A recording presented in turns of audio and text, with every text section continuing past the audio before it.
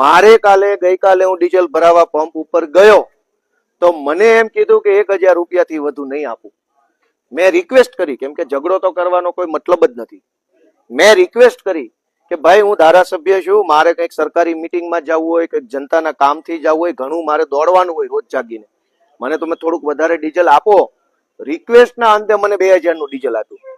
મને ધારાસભ્ય છું, જનતાના કામમાં જોડાયેલો છું, અલગ અલગ અર્જન્ટ કામોમાં મારે દોડવું પડતું હોય છતાંય 2000 નું ડીઝલ મળતું હોય તો ખેડૂતોની પરિસ્થિતિની શું ચર્ચા કરવી?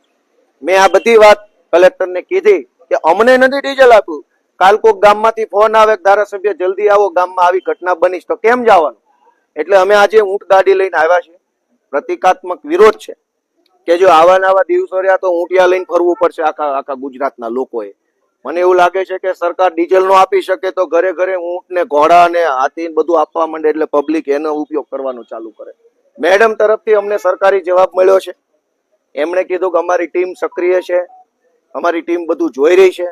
જોકે ક્યાં છે, ક્યાં જોઈ રહી છે એનું કઈ અમને માહિતી મળી નથી. મેં એમને વિનંતી કરી છે કે હેલ્પલાઇન નંબર બહાર પાડો. જે ખેડૂતને ડીઝલ ન મળે સરકારના નિયમ પ્રમાણે એ ખેડૂત ફોન કરી શકવો જોઈએ હેલ્પલાઇન નંબર પર. અને જે લોકો માથાભારે માણસો સંગ્રહખોરી કરતા હોય એની ફરિયાદ પણ ગુપ્ત રીતે કરી શકાય એવું હેલ્પલાઇન નંબર બહાર પાડવાની વિનંતી કરી છે.